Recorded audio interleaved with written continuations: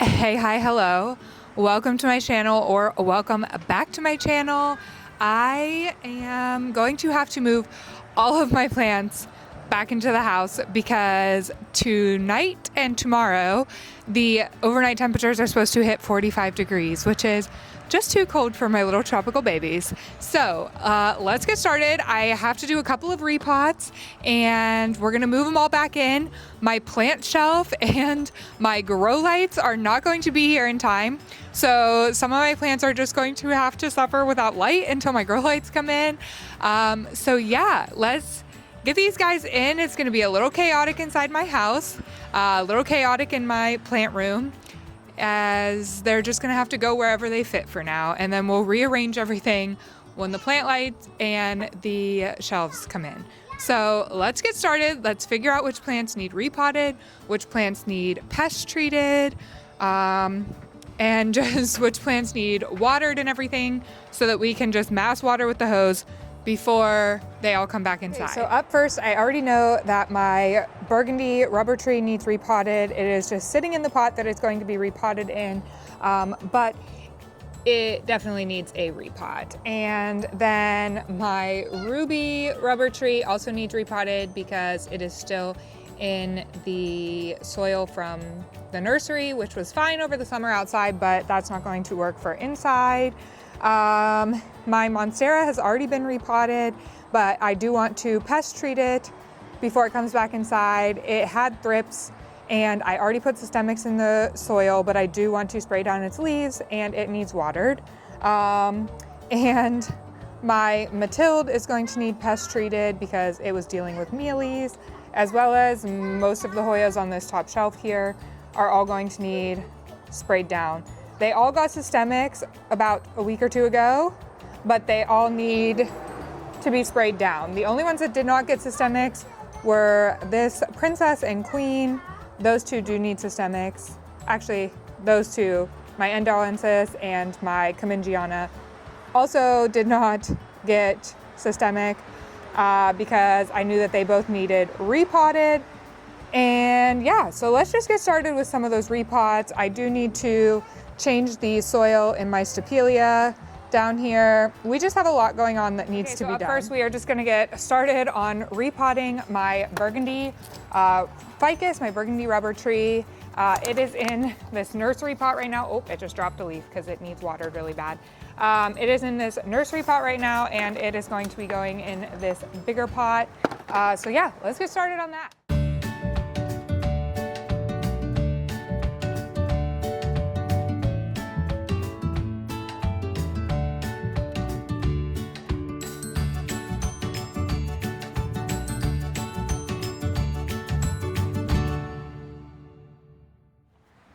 Okay, so she's all repotted in her nice bigger pot. I am gonna treat her with a bit of systemics because she was leaf to leaf with my monstera who got thrips. So I haven't noticed any thrips on her, but just to be safe, because I don't really like pest treating with systemics over the winter, just because it's not like they're active growing months. I don't know. I'm sure you can, I just choose not to. But yeah, I'm gonna treat her with systemics. I'm gonna get her watered in and she is ready to go back inside. Next up, we are just gonna do my little Hoya choke. Should just be a nice, easy repot. I'm just sticking it in a little bit of a bigger pot that it doesn't need a deeper pot, but it does need a little bit of a rounder pot. So I'm gonna stick it in there and put it in its cover pot.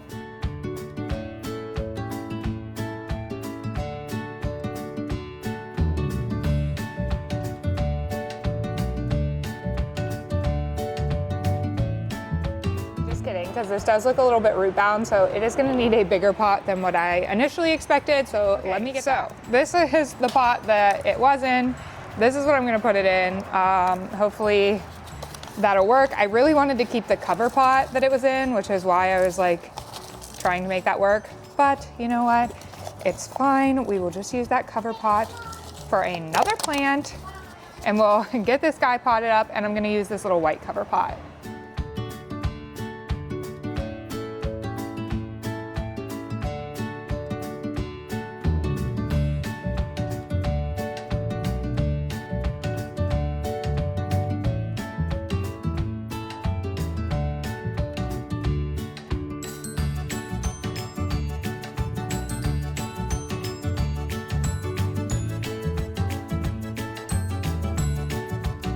plant that I also already repotted. I potted this one up yesterday, so that's gonna be getting set down in the mix to go back inside. So another plant that absolutely needs repotted is my Hoya endowensis. This plant has like tripled in size since I brought it outside for the summer. I know a lot of people trellis this plant, but I absolutely love the way it kind of looks just trailing like this. So this plant is just in a tiny, tiny, tiny little nursery pot. So it is getting an upgrade into this pot, which I'm gonna plant it directly into because it does have a nice big drainage hole. So let's repot this gal.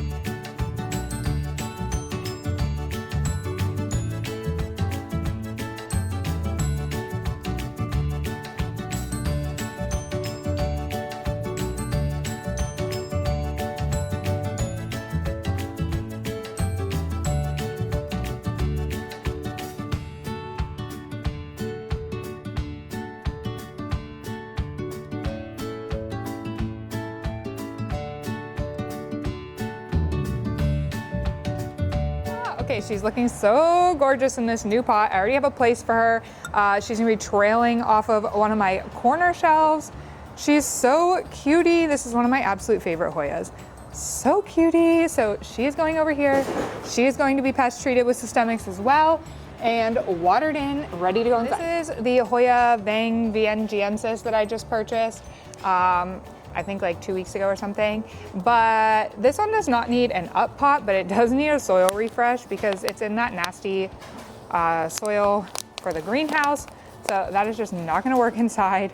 So I'm gonna get her all potted up with some new soil and get her a nice refresh and get her in a cover pot. So what I'm gonna do is I actually just potted her into the one that I was initially going to pot my choke into, and I'm gonna pop her in the cover pot that I wanted to use for my choke. So she is gorgeous. She is up next to add to the pile. So just in case you are unaware, a systemic is a pesticide that you water into the soil and the plant sucks it up, absorbs that just like it would a fertilizer or a nutrient. It sucks it up into the plant, so then any thrips, mealybugs, anything like that that munches on your plant will absorb that toxic chemical and it will unalive the pest, which I know is kind of sad. It's kind of depressing. And I don't use it too often if I can avoid it. This is actually my first time using an actual systemic versus like a foliar spray. There's a lot of controversy about it. I just personally cannot let positive bugs into my house. Not because I don't like bugs, but my husband doesn't like bugs. If you don't know, I actually used to have another YouTube channel where I showcase my tarantulas. I used to have a ton of tarantulas. Unfortunately, I did make the decision to leave the hobby when I was going through like a pretty deep part of my life. And then I got pregnant and just decided not to get back into the hobby until my kids are older. So yeah, someday I'd like to get back into the tarantula hobby, but for now we have plants. So yeah, if you didn't know that, I actually used to have a YouTube, Peyton's Tarantulas, that you can go watch some of my old tarantula videos. I don't put out any new videos because again, I don't have my tarantulas after I went through a portion of my life. But yeah, anywho, I have no issue with bugs.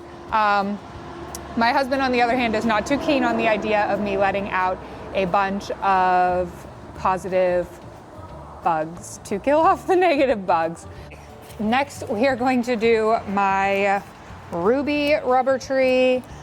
She really needs a nice repot. This soil that she is in is so bad. It is like that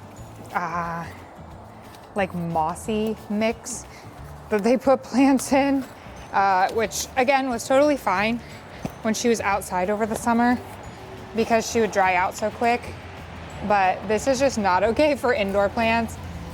So we're gonna get her potted up in this nice pot here and get her ready to go inside. I don't wanna mess with her roots too much because I kind of already ripped off a lot of them, but we're gonna get her potted in here. Yeah, and it's okay to leave a little bit of the old soil. She's gonna go in a nice chunky mix so that'll all just disperse.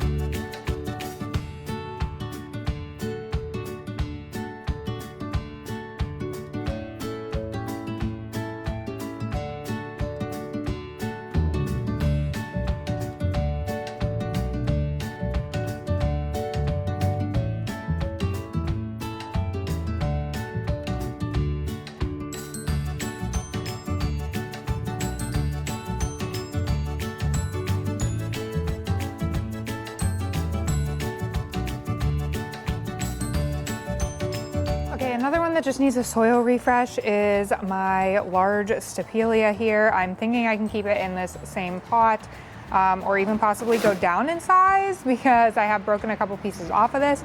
So let me get it out of here and check out what the root system looks like.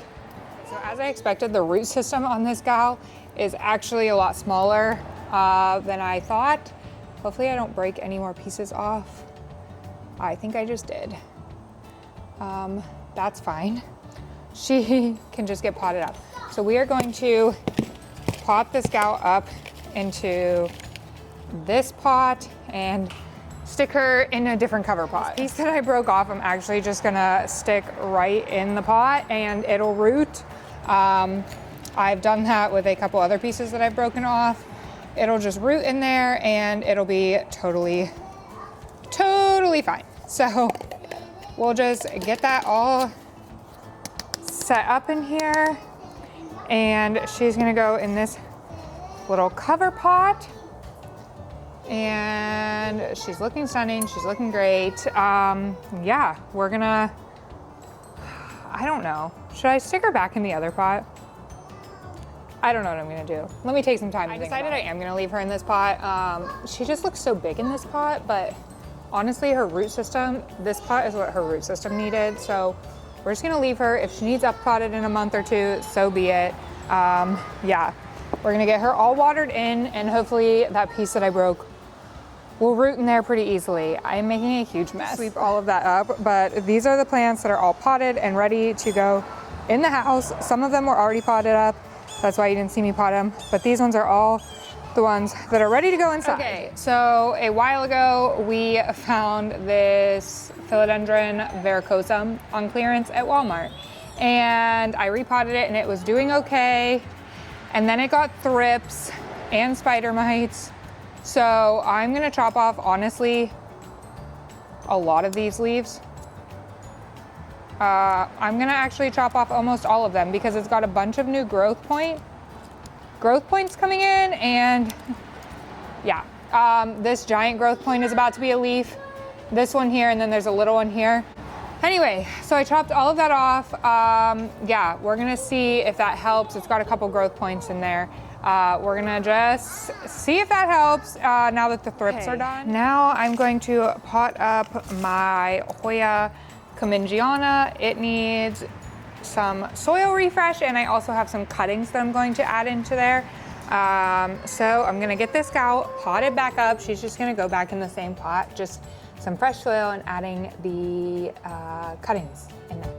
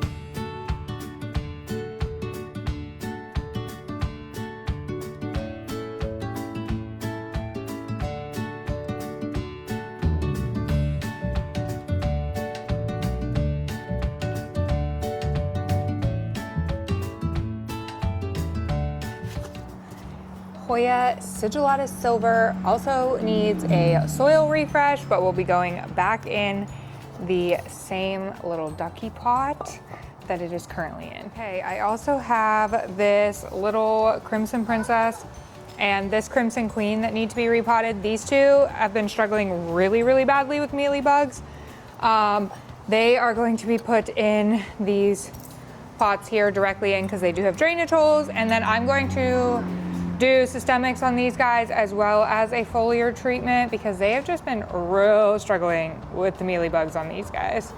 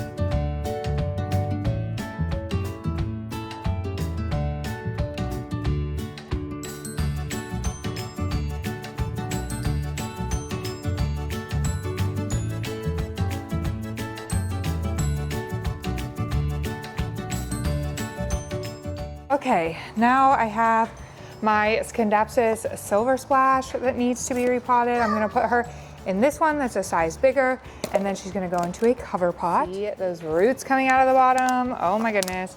She is so desperate for a new pot. Hopefully I can get her untangled without having to cut too many of these roots or break too many of them off. I don't like doing that. So let's see. Oh my goodness. She looks like spaghetti in there. Ah, okay. She might need an even bigger pot than the one I was giving her. I think she's gonna need a bigger one. Okay, I think I'm gonna put her in here because it might be a size or so bigger than what she needs, but you know, she's pretty massive. So let me just get her in here and see how she looks. I think she looks way better in here. This pot now needs a wash off because it was wet and I just stuck soil all over it. But she looks way better in here. Hopefully she will thrive now that she's not root bound. Okay, and next we're going to, oh, let me stick that tag for my Scindapsus in there because I will forget which type of Scindapsus that is. I'm not very well versed in Scindapsus. We're gonna do my Cebu Blue Pothos, who also has roots coming out of the bottom. Oh my goodness. Let's see if she, yeah, she can do just fine in there. So we're gonna use the pot that I was gonna use for the Scindapsus, and we're gonna get her all settled in here. Okay, she looks so cute in this pot. Oh my God. Okay, so she's gonna get some systemics. They're all gonna get systemics. I'm gonna quit saying that because they're literally all just getting systemics. So since they're going back inside, but yeah, let's get her systemic and watered. Okay, it is getting dark and I feel like I've been filming for literal hours.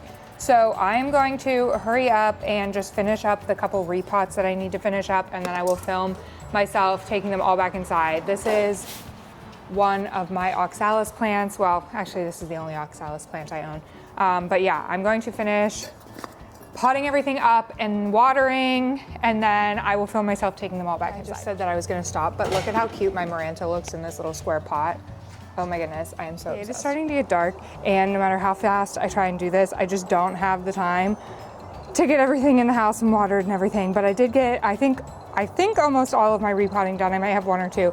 The state of what I have left right now is these couple of plants still need to come in, but they are cold hardy cactuses, so they can stay out here for a little bit because we are on a covered porch, so they're not gonna get too cold. And then if you come over to my garage, I just don't have time to bring everything in, but my plant room is right off the garage. So let me show you the state of my garage. So seriously, these are just the plants that were outside and the ones that I did not have time to take in. There's some like all the way back. Anyway, yeah, my garage is a total mess right now. Everything's kind of a mess, but hopefully I will have time to finish this tomorrow. At least they are safe from the cold because they're up on the covered porch and in the garage where it's not gonna get too cold and they're gonna be okay. So yeah, we'll just finish this up tomorrow.